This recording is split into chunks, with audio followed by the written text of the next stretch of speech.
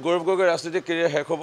Under current বুলিবলৈ ইয়াত বিৰোধীয়ে এটা বা একাংশ সংবাদ মাধ্যমৰ এটা প্ৰচাৰ কৰিব চেষ্টা কৰিছিল, কিন্তু দেখা গৈছে যি ভোটাৰ ৰাইজৰ সঁহাৰি, আপোনালোকে 4 তাৰিখলৈকে অপেক্ষা কৰক, তাতে নিশ্চয় অৱগত হ'ব।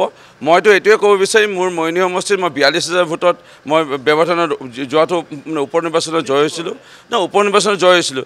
এতিয়া মই 42-40 ওচৰা-ওচৰি এটা ভোটৰ ব্যৱধানত আমাৰ প্ৰাৰ্থীগৰাকীক মই জয় কৰিবলৈ পণ বান্ধি লৈছিলোঁ, আৰু মই সেইটোতে আছোঁ। মই 42,000-40,000 মই ব্যৱধানত মোৰ মৰিনী সমষ্টিৰ পৰা মই জয় কৰিব পাৰিম আমাৰ প্ৰাৰ্থী তপন কুমাৰ গগৈ ডাঙৰীয়া। এটা কথা ঠিক, ৰাইজে উন্নয়নৰ পক্ষত, বিকাশৰ পক্ষত। ৰাইজে দেখা পাইছে যে দেশৰ প্ৰধানমন্ত্ৰী নৰেন্দ্ৰ মোদী ডাঙৰীয়া তৃতীয়বাৰৰ প্ৰধানমন্ত্ৰী হ'ব। ৰাইজে এয়া মই কোৱা কথা নহয়, ভোটাৰ ৰাইজে এতিয়া আশ্বস্ত হৈছে। ডক্টৰ হিমন্ত বিশ্ব শৰ্মা ডাঙৰীয়া 2.5 বছৰ চৰকাৰ চলি আছে। ৰাইজে দেখা পাইছে যে বিৰোধীক ভোট দি পেলাই একো লাভ নাই, কাৰণ বিৰোধী চৰকাৰ হোৱাৰ সম্ভাৱনাও নাই, না কেন্দ্ৰত না ৰাজ্যত, না সাংসদ না বিধায়ক। আৰু কংগ্ৰেছ এক প্ৰকাৰ চানবান হৈ যোৱাৰ দৰে হৈছে। কংগ্ৰেছৰ প্ৰত্যেক দিনাখনে কংগ্ৰেছৰ বাগা নেতা কংগ্ৰেছ ত্যাগ কৰি আহি গৈছিল। এয়া সংবাদ মাধ্যমৰ সম্প্ৰচাৰ হৈছিল, সামাজিক মাধ্যমৰ সম্প্ৰচাৰ হৈছিল।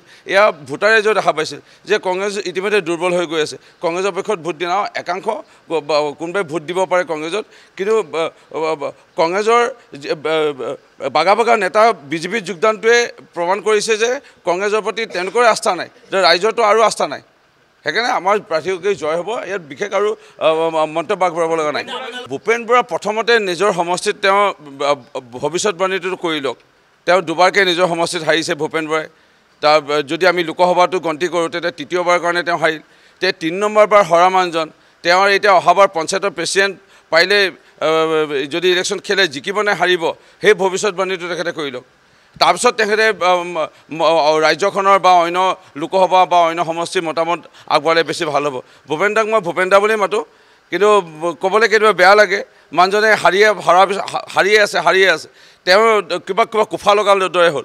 তেওঁ যেতিয়াই দায়িত্ব ল'লে কংগ্ৰেছৰ সভাপতি, উপ নিৰ্বাচনৰ সময়ত হাৰিলে, স্বায়ত্ব পৰিষদৰ সময়ত নিৰ্বাচন হাৰিলে, পৌৰসভা পৌৰ নিগম নিকা এইসমূহৰ নিৰ্বাচন হাৰিলে। তে এইটো নিৰ্বাচনতো হৰাৰ পিছত তেওঁ আকৌ মই জানো তেওঁৱে থাকিব সভাপতি অসম প্ৰদেশ কংগ্ৰেছ কমিটি। যে কংগ্ৰেছ অকণমান যি থাকিবগৈ পিছলৈ গৈ 26 চনলৈকে চাগে অকণমান থাকিব, সেইটো শেষ কৰিবৰ কাৰণে তেওঁ চাগে প্ৰদেশ কংগ্ৰেছ কমিটিৰ সভাপতি হৈ থাকিব। মুখ্যমন্ত্ৰী ডাঙৰীয়াই ইতিমধ্যে ফিডবেক ল'লে, তেওঁ সেইকাৰণে বাৰম্বাৰ কৈ আছে যে 2 লাখৰ ব্যৱধানত আমি যোৱা লোকসভা সমিতিত আমি জয় হ'ম। তেখেতে আৰু নতুনকৈ ফিডবেক ল'ব লগা নাই। আমাৰ খালি দ্বিতীয় পৰ্যায়ৰ তৃতীয় পৰ্যায়ৰ নিৰ্বাচনলৈ আমাক ক'ৰবাত প্ৰেৰণ কৰিব, সেইটো লৈ পেলাই তেওঁ পৰিকল্পনা এটা প্ৰস্তুত কৰিব গৈ আছে। তেওঁ দূৰদৰ্শী চিন্তা কৰি পেলাই ৰাজনীতি কৰি আছে। এই কংগ্ৰেছৰ দৰে এই সভাপতি এই কবিতা গাই পেলাই লাভ জেহাদ প্ৰভু শ্ৰীকৃষ্ণৰ এই তুলনা কৰি লীলাক এইবোৰ লৈ পেলাই ফটোৱা ৰাজনীতি কৰা নাই। মাননীয় মুখ্যমন্ত্ৰী ডক্টৰ হিমন্ত বিশ্ব শৰ্মা ডাঙৰীয়াই খুব গভীৰভাৱে ৰাজনীতি কৰি আছে। অসমৰ ৰাইজক কেনেকৈ সেৱা কৰিব পাৰি, অসমৰ ৰাইজক কেনেকৈ আজি বিভিন্ন ধৰণৰ উন্নয়ন দিয়াব পাৰি, এইটো লৈ ৰাজনীতি কৰি আছে। এইবোৰ সস্তীয়া ৰাজনীতি তেখেতে নকৰে। মাননীয় মুখ্যমন্ত্ৰী ডক্টৰ হিমন্ত বিশ্ব শৰ্মা ডাঙৰীয়াই কেতিয়াও গালি কাকো পৰা নাই, আৰু তেখেতে নাপাৰেও। তেনেধৰণৰ মানসিকতা লোৱা ব্যক্তিও নহয়। তেওঁ ক'ৰবাত ভুল লৈছে, তেওঁ পৰামৰ্শ আগবঢ়াব, তেওঁ শুধৰণি কৰিবলৈ ক'ব। তেনেধৰণে তেওঁ কৰা নাই, আৰু তেখেতে কেতিয়াও নকৰে, মোৰ দৃঢ় বিশ্বাস। অখিল গগৈ পাৰিলে চেষ্টা কৰিব লাগে যে তেওঁ পৰৱৰ্তী সময়ত তেওঁ কেনে জিকিব পাৰে, এইটো লৈ পেলাই তেওঁ পৰিকল্পনা পাৰিলে কৰাটো ভাল। তেওঁ বাকী কথা চিন্তা নকৰাটোৱে ভাল। গৌৰৱ গগৈ ৰাজনৈতিক কেৰিয়াৰ শেষ হ'ব। 3 বছৰ আগতে মই কৈছিলোঁ কংগ্ৰেছ নিশেষ হ'বলৈ গৈ আছে, কংগ্ৰেছ শেষ হ'বলৈ গৈ আছে। যেতিয়া AUDFৰ লগত মিত্ৰতা মিয়া ভৱন কলাক্ষেত্ৰত, তেতিয়াও শ্বেইমান আলীক বহিষ্কাৰ কংগ্ৰেছে নকৰিলে। মানে মিয়া ভৱন হোৱাটো বিচাৰে শংকৰদেৱ কলাক্ষেত্ৰত কংগ্ৰেছ তেতিয়াই শেষ হৈ যাব বুলি মই কৈছিলোঁ। আজি 3 বছৰ হ'ল কংগ্ৰেছ লাহে লাহে ভাৰতৰ প্ৰেক্ষাপটত শেষ হ'ব লৈছে। ৰাজ্যখনৰ প্ৰেক্ষাপটত আপোনালোকে যদি চায়, থলুৱা যিসকল খিলঞ্জীয়া মূলৰ লোক থকা সমষ্টি, আজি আপোনালোকে যদি কাৰ্বি আংলঙত যদি চায় কংগ্ৰেছ নিশেষ, BTAD চাই নিশেষ, ডিমাচাত কংগ্ৰেছ নিশেষ, আজি য'তে চাই ৰাভা ছাত্ৰ পৰিষদ, তিৱা ছাত্ৰ পৰিষদ, মিচিং ছাত্ৰ পৰিষদ, দেউৰী ছাত্ৰ পৰিষদ, চাহ বাগানত যদি চাই কংগ্ৰেছৰ এজনো বিধায়ক নাই।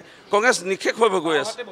মই বাওঁহতে কৈছিলোঁ, আৰু মই বাওঁহতে যদি এতিয়া দিয়ে মই লিখি দিম, কেৰাঙলীয়ে যদি চিয়াহী লগাই দিয়ে কেৰাঙলী লিখি দিম, কংগ্ৰেছ শেষ।